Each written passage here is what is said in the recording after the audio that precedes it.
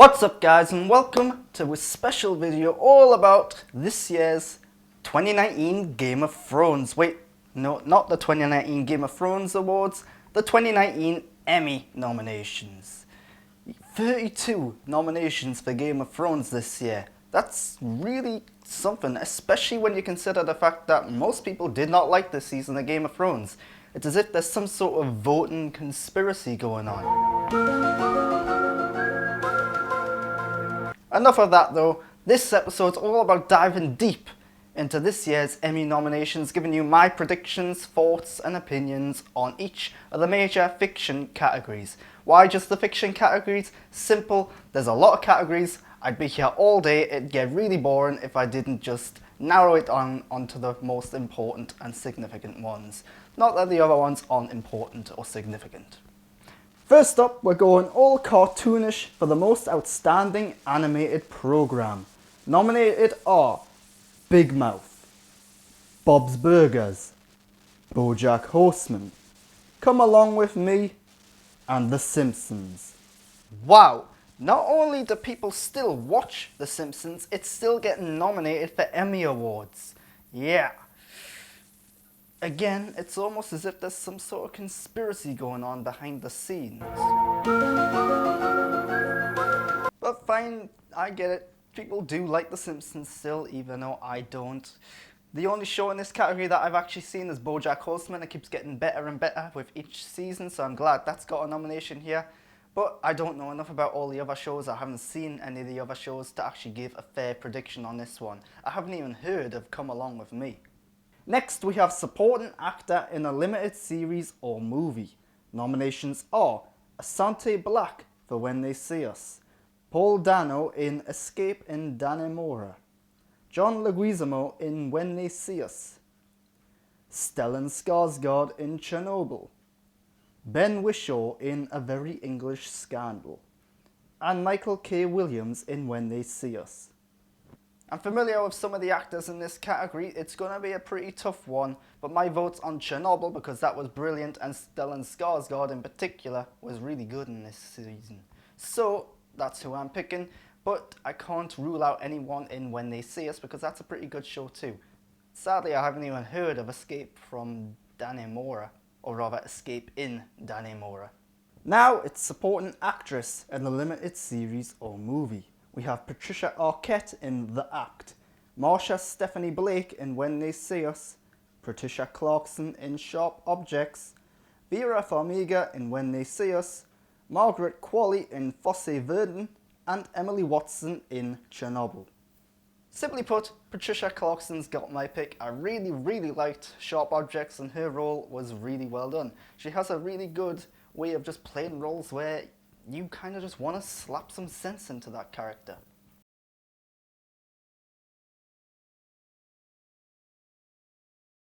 On to some funny stuff now with Supporting Actor in a Comedy Series. Alan Arkin in The Kominsky Method, Anthony Carrigan in Barry, Tony Hale in Veep, Stephen Root in Barry, Tony Shalhoub in The Marvelous Mrs. Maisel, and Henry Winkler in Barry. Barry is one of the best shows on TV right now, plain and simple. So good in fact that you should stop watching this crap and go watch that. Seriously, stop now, go watch that, come back, watch this. In short, Henry Winkler has this one in the bag, guaranteed. The other guys in Barry, I'm glad they've got nominations, but this one's all his. If I want pure sorrow, I call up Princess Diana's death. Or the day that my dad fell off the roof when I was a kid. Kaplunk. Supporting Actress in a Comedy Series now, and for some reason this is a packed category. There are 8 nominations. Why is that? I have no idea. Alex Borstein in The Marvelous Mrs. Maisel, Anna Klumsky in Veep, Sean Clifford in Fleabag, Olivia Colman in Fleabag, Betty Gilpin in Glow, Sarah Goldberg in Barry, Maren Hinkle in The Marvelous Mrs. Maisel, and Kate McKinnon in Saturday Night Live. So this one's a really tough one, mainly because there are so many nominations for some reason. Let me first say that I love Kate McKinnon and everything she does. I think she's hilarious and brilliant. And we don't even get Saturday Night Live here in the UK. so that's kind of saying something. That being said, I kind of want to do a little bit of a rant here because I think putting Saturday Night Live in this category is a little unfair. It's part sketch show, part variety, part fiction, part fact, part comedy.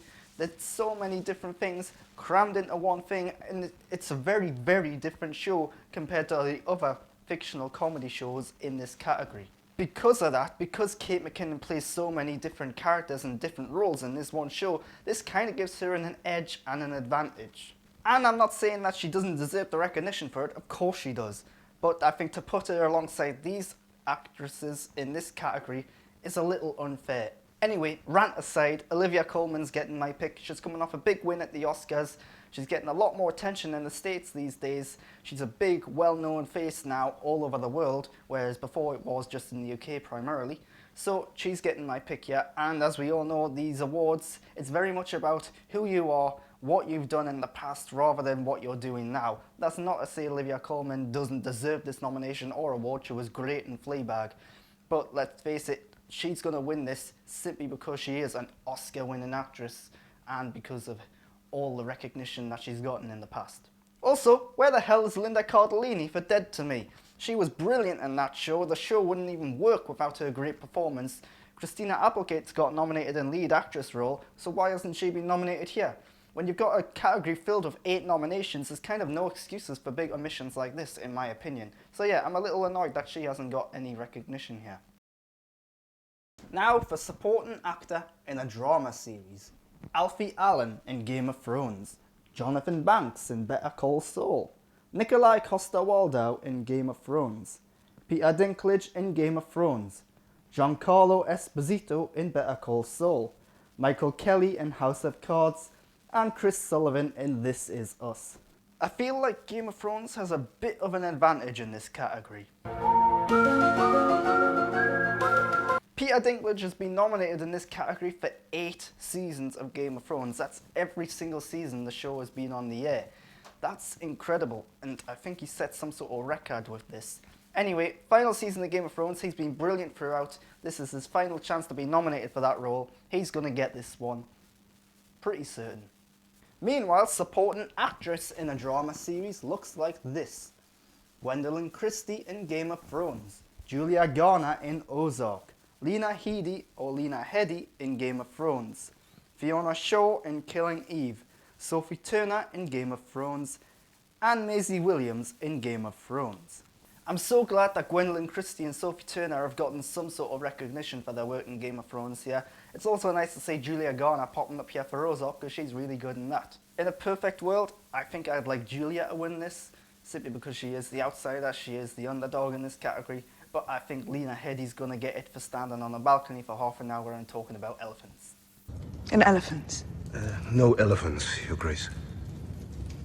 That's disappointing.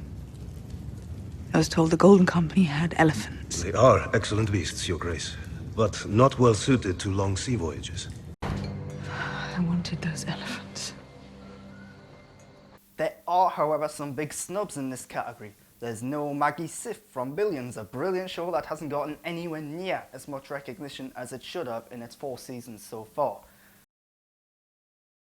She really should have been nominated this year. Then, of course, Stranger Things isn't up because it's not eligible this year.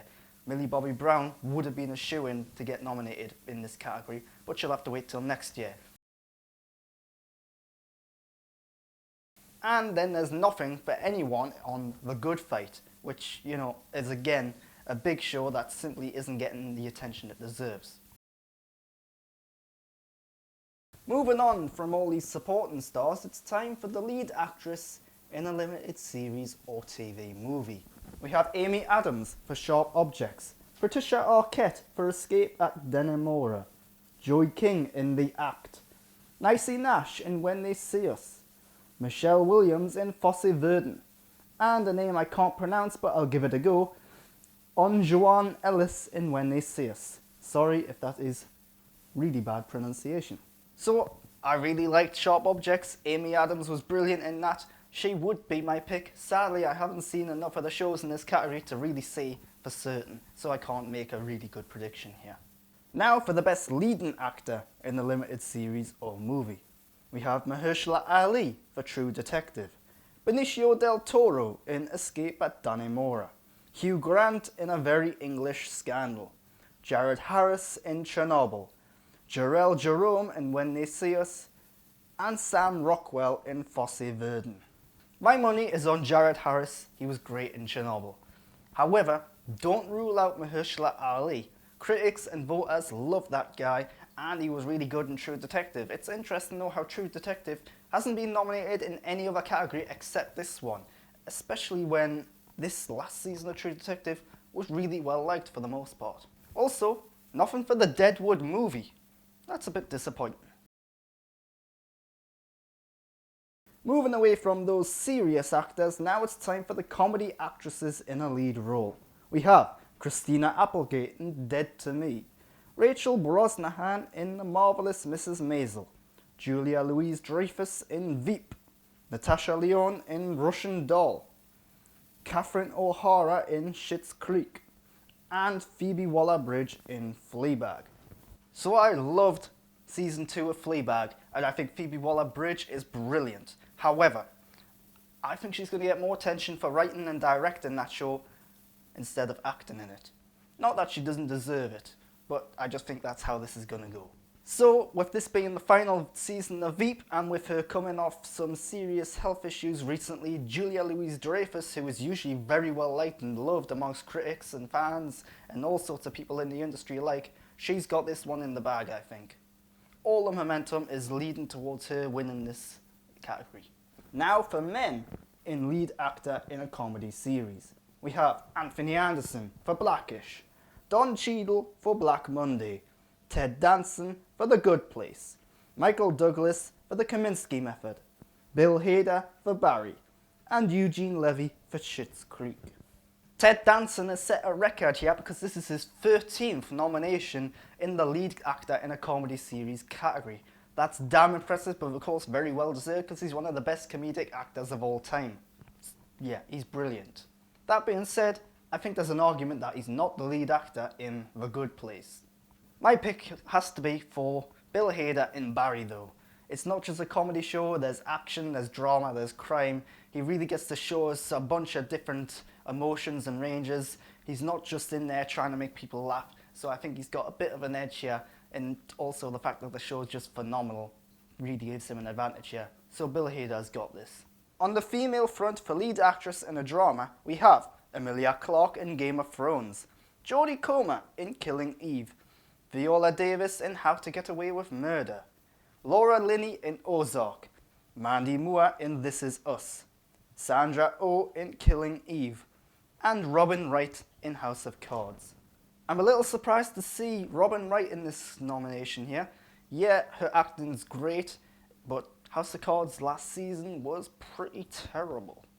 Also, Emilia Clarke's in here, well, because... And it's nice to see Laura Linney get nominated for Ozark, but sadly there's a few of the categories here which I haven't really seen, so I can't make a solid prediction. Now for the leading actors in a drama series. Jason Bateman in Ozark, Sterling K. Brown in This Is Us, Kit Harington in Game of Thrones, Bob Odenkirk in Better Call Saul, Bill Porter in Pose, and Milo Ventimiglia in This Is Us. I'd like this one to go to Jason Bateman. However, I've got a feeling that this category is going to be a surprise one. I think someone like Bill Porter or Milo Ventimiglia are actually going to get the win here. Obviously I could be wrong, I could be going in a whole different direction. I've just got a feeling that the more well-known names aren't going to get the recognition in this one. Now for the best TV movie. Black Mirror Bandersnatch, Brexit, Deadwood the Movie, King Lear, and My Dinner with Herve. So, full unbiased, Deadwood the Movie has this one. It was a triumphant return, a brilliant TV show, and this is a near-perfect, phenomenal ending to that beloved show. In addition, it's interesting to see My Dinner with Herve in this category. Not that the film was bad by any means, it's perfectly fine. I just thought Peter Dinklage would get most of the recognition for his performance in that, rather than the film itself. Now it's time for the best limited series. Chernobyl, Escape at Dannemora, Fosse Verdun, Sharp Objects, and When They See Us. Chernobyl. Plain and simple, Chernobyl's got this in the bag, no doubt about it, I guarantee it. I'd be utterly shocked if anything else wins this category. Also, bit of a rant now, I'm a little annoyed that The Haunting of Hill House hasn't been nominated in this category. I get it, there's awards shows, snobbery all over the place, it's a genre show, it's a horror. It doesn't really mesh with all of these other shows, which are big serious dramas, but hey, it was a damn good show, it deserves some attention. What's the best funny show this year though? Well, let's find out in the best comedy series category. Barry, Fleabag, The Good Place, The Marvelous Mrs. Maisel, Russian Doll, Schitt's Creek, and Veep. We've had a lot of really good comedy shows this past year, so this has actually become a bit of a tough category to guess which one's gonna win. If The Marvelous Mrs. Maisel or Russian Doll won this one, I wouldn't be complaining at all, I'd be over the moon with that because I love both of those shows. However, I have to go with Barry. A bit of a snub in this category though is What We Do in the Shadows, the new Taika Waititi, Jermaine Clement adaptation of their own film from the early noughties.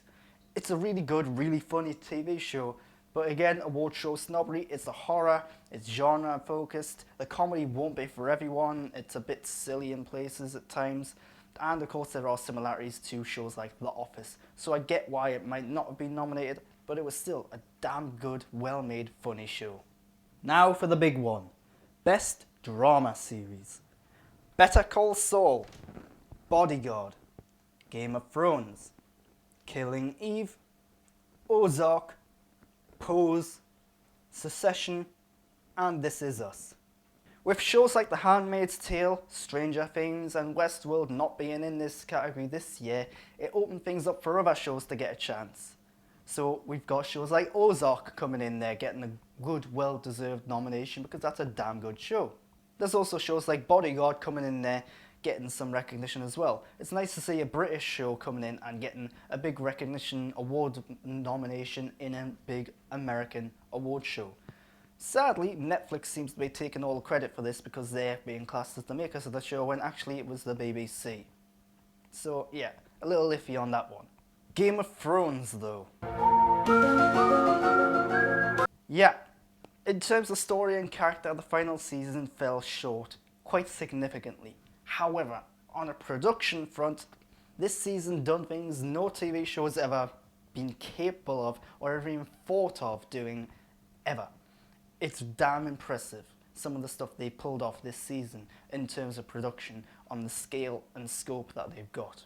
And of course you gotta remember Game of Thrones was the biggest show of the year and one of the biggest shows of all time, so to come to such a climactic conclusion where everyone, and I mean literally everyone, was watching it, that's a pretty big deal and it deserves attention for all of that stuff, even if the story and the character stuff didn't really live up to anything. And that's why Game of Thrones has not only been nominated so many times this year, that's why it's also going to win this category. So all of that conspiracy theory stuff, not really conspiracy theory, I was just joking.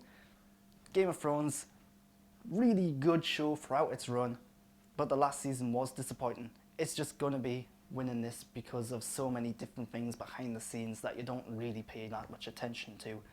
So that's all I've got to say about the 2019 Emmy nominations. Come September when the awards show happens, let's see how much of a fool I was, how wrong I was, because let's face it, no doubt I've got some of these predictions way off. But until then, you can go to Twitter and Instagram, follow me at @the_Grant Burton, but more importantly, stick where you are on this channel, subscribe to this channel, that really means a great deal to me. And give me a thumbs up if you want, and leave a comment and feedback down below. Let me know what you think of the Emmy nominations this year. Let me know what you think's gonna win certain categories this year. But until next time, and until September when the awards happens, thanks for watching.